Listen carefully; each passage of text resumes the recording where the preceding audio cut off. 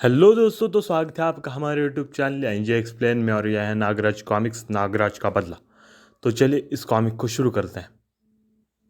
आतंकवादी गिरोह से निपटने के लिए नागराज जंग के मैदान में कूद पड़ा और सबसे पहले उसने आसाम में सक्रिय आतंकवादी गिरोह से टक्कर ली, जिसका सरगना बुलडॉग नाम का व्यक्ति था। बुलडॉग के हेडक्वार्टर पर जबरदस्त बमबारी हुई, जिसमें नागराज और उसका साथी रोमो दोनों मिट्टी के ढेर में दब गए। बुलडॉग अपने साथियों के साथ साथ कंपाली रियासत के राजमहल में जा पहुंचा। अब आगे पड़ी नागराज का बदला। उधर कंपाली हिल के किले में मीटिंग चल रही थी। कंपाली एक आज़ाद रियासत है और 3 देशों की सीमा इससे मिलती है। इससे बेहतर स्थान आपके लिए दूसरा कोई नहीं हो सकता मिस्टर बुलडॉग। और तुम्हारे हक में भी यह बात जाती है महामंत्री किल्लौल। इस मीटिंग में जितने भी लोग मौजूद हैं वह कंपाली रियासत के सर्वशक्तिमान व्यक्ति हैं और सब मेरे साथी हैं। तुम लोग कंपाली के राजघराने को क्यों नज़रअंदाज कर रहे हो? राजघराना सिर्फ नाम मात्र का है। रियासत की देखभाल हमें ही करनी पड़ती है। किल्लौल, मेरे दोस्त, क्या तुम कंपाली की प्रगति में मुझे साथीदार बनाना चाहते हो? आप ठीक समझे मिस्टर बुलडॉग।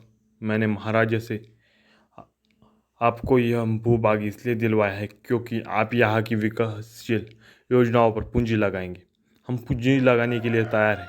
उसकी रूपरेखा हमने तैयार कर ली। अभी तक हम यहाँ से सिर्फ अफीम का कारोबार कर रहे थे, लेकिन अब हम यहाँ हथियारों की फैक्ट्री लगाएंगे, क्योंकि हथियार सबसे अधिक मुनाफा का धंधा है और कंपाली रियासत इस कारोबार में हमारी साझेदार होगी। इसके शेयर कंपाली के बाजारों में फैलाना तुम्हारा काम होगा और तुम्हारा बोनस अधिक होगा। महामंत्री किल्लौल, कागजात पर हस्ताक्षर करवाना तुम्हारा काम होगा। ऑल राइट, अब आप यह सब मुझ पर छोड़ दें। मीटिंग समाप्त होने के बाद किल्लौल इस रियासत का महाराजा बनने का ख्वाब देख रहा है। यह सबसे महत्वपूर्ण बात है, लेकिन इस काम की शुरुआत तब होगी जब महाराजा पूरी तरह मेरी मुट्ठी में आ जाएगा। हमारे आदमी हेडक्वार्टर के मलबे से नागराज की लाश निकाल लाए हैं।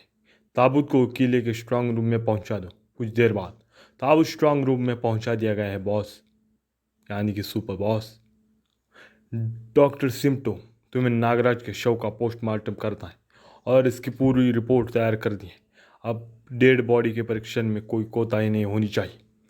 हम नागराज जैसा ही आदमी तैयार करेंगे, बशर्ते कि हमें उसकी आंतरिक क्रिया की संपूर्ण जानकारी प्राप्त हो जाए। मैं आपका सार समझ गया, आप चिंता न करें। मुझे इस काम का पूरा अनुभव प्राप्त है। स्ट्रांग रूम में डॉक्टर सिम्टो ने परीक्षण किया। यह 100% मृत है। डेड बॉडी को ऑपरेशन रूम में पहुंचा दो। नागराज को स्ट्रेचर द्वारा ऑपरेशन रूम में ले जाएगा।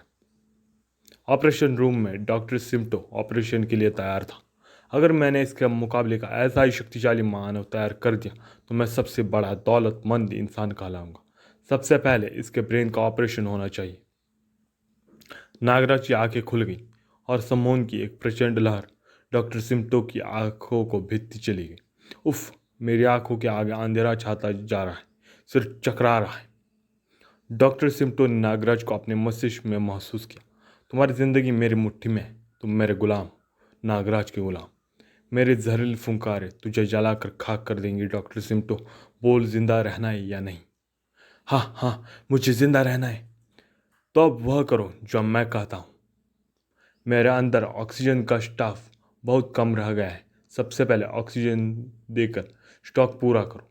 नागराज ने सम्मोहन क्रिया द्वारा सिम्टो को अपने बस में कर लिया।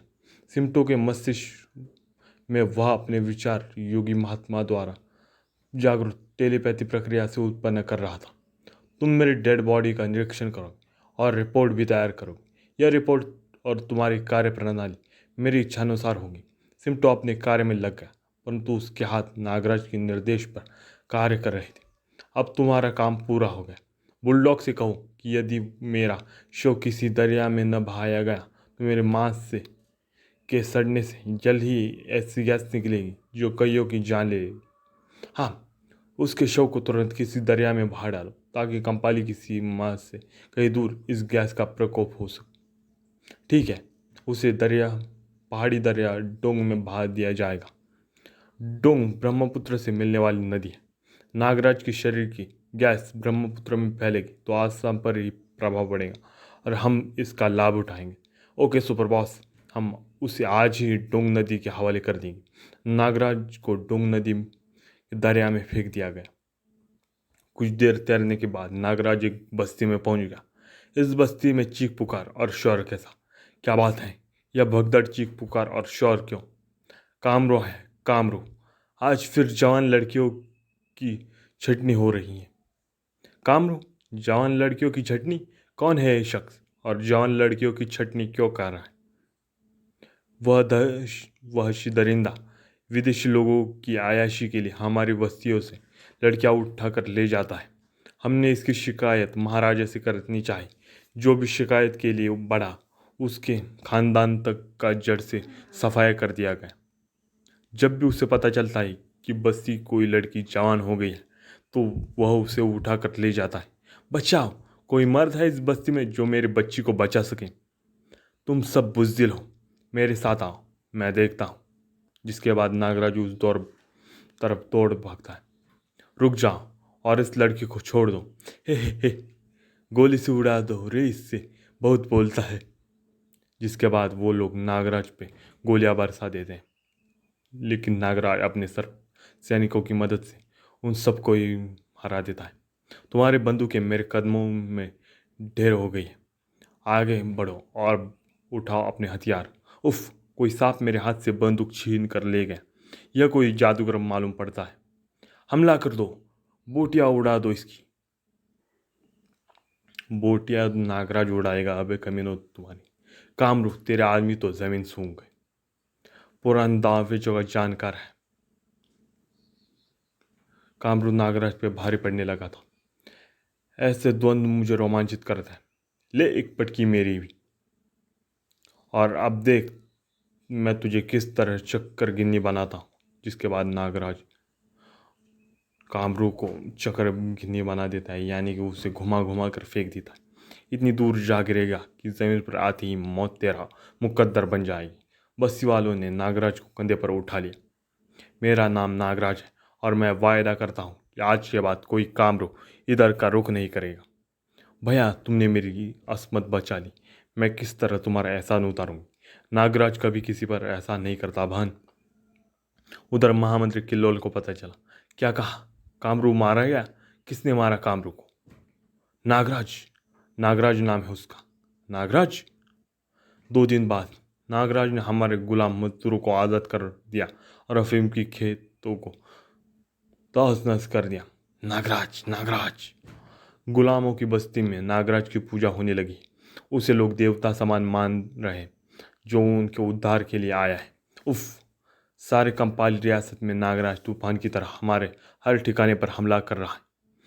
हुजूर, कहीं यह वही तो नागराज तो नहीं जिसका जिक्र मिस्टर बुलडॉग की जबान पर होता है? किल्लोल ने तुरंत बुलडॉग से संपर्क किया। नागराज मर चुका है। यह कोई और व्यक्ति है जो नागराज के नाम का लाभ उठा रहा है। आपको पूरा यकीन है कि नागराज मर चुका है? तुम्हें यकीन नहीं? लो, अभी प्रमाण देता हूँ। डॉक्टर सिमटो, तुरंत यहाँ आओ। तुरंत ही डॉक्टर सिमटो हाजिर हो गए। मेरी रिपोर्ट को कोई चैलेंज नहीं कर सकता सुपर बॉस। सुन लिया आपने मिस्टर किल्लोल? यह किसी और की साजिश है। हो सकता है महाराजा को तुम्हारी योजना की गंध मिल गई हो और उन्होंने तुमसे निपटने के लिए नागराज का हव्वा खड़ा कर दिया हो। मैं इस संबंध में अपने जासूसों को निर्देश दे चुका हूँ। उनकी रिपोर्ट के अनुसार ऐसा कुछ नहीं है। किसी तरह उसका हुलिया फोटो और काम करने का तरीका ज्ञात करो, उसके ठिकाने का पता चल जाएगा। किल्लोल के जासूस दिन रात उसी काम पर लग गए। मैं बहुत गरीब आदमी हूँ। मेरा घर बार कुछ बदमाशों ने उजाड़ दिया। मैं नागराज की तलाश में भटक रहा हूँ। कोई मुझे उसका पता बता दे। आओ, मैं तुम्हें नागराज से मिला दूँ। मैं जानता हूँ वह कहाँ है। इस गुफा में रहता है। अंदर चले जाओ, वह तुम्हारी मदद ज़रूर करेगा। इस बेचारे को क्या मालूम खुद नागराज जिसे यहाँ तक लाया है। बोलो, मैं ही नागराज हूँ। मैं तुम्हारी क्या मदद कर सकता हूँ? हुजूर, माई बाप मेरी रक्षा करें। जासूस ने स्पाई कैमरे से नागराज का फोटो खींच लिया, जो उसने पोशाक में छाती से लगाया हुआ था। मैं लकड़हारा हूँ, जंगल में मेरी कुटिया है। कुछ बदमाश पहले मेरी जवान लड़कियों को उठाकर ले गए। उसने नागराज को एक फर्जी कहानी सुना डाली। ठीक है, मैं तुम्हारी झोपड़ी में 2 दिन बिताने आऊँगा और तुम्हारी छोटी लड़की वही रहेगी। जासूस वापस किले के पास पहुंचा। कल वह पोखर के जंगल में आ जाएगा। उसने 2 दिन वहां ठहरने का वादा किया है। मैंने कहा था कि बदमाश मेरी बड़ी लड़की को उठा कर ले गए और छोटी लड़की की फिराक में है। और यह रहा उसका फोटो। अब देखता हूँ वह किस पोखर के जंगल से किस तरह बाहर निकलता है। किल्लौल ने अपनी योजना तैयार कर ली। लड़की स्वांगनी, तुम्हें इस लकड़हारे की छोटी लड़की बनकर जंगल की कुटिया में नागराज के साथ रहना है। हुजूर, स्वांगनी एक विषकन्या है जो मर्द किसी के काबू में नहीं आता। स्वांगनी उसे बड़े सलीके से परलोक पहुंचा देती। आप बस हुक्म करें, बाकी काम स्वांगनी खुद कर लेगी।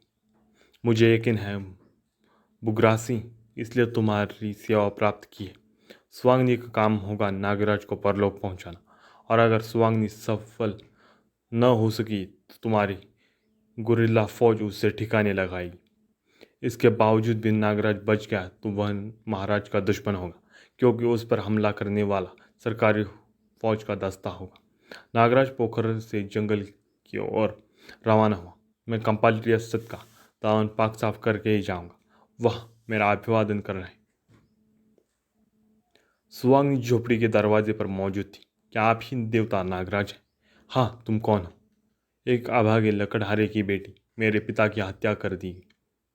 जब वो दम तोड़ रहे थे तो उन्होंने मुझे बताया कि आप मुझे इंसाफ दिलाएंगे। ओह, बदमाशों ने उसकी हत्या कर दी। वे इस तरफ शिकार खेलने के बहाने आते रहते हैं। इस बार शिकार उनका होगा और शिकारी मैं। शर्त हो गई, रात हो गई। आप विश्राम कीजिए, यात्रा की थकान मिटा लीजिए। मैं रात भर पहरा दूंगी। नहीं, तुम बेफिक्री से सो जाओ। मुझे पहरे की ज़रूरत नहीं। यह सो रहा है, अब मुझे इस पर हमला कर देना चाहिए। इस बस एक बार इसे काटूंगी तो जहर इसके खून में पहुंच जाएगा और यह तड़प तड़प कर मर जाएगा। स्वांगनी ने हमला कर दिया। ये दूर हटो, क्या कर रही हो? बस मेरा काम खत्म हो चुका, तुम्हारी मौत हो चुकी।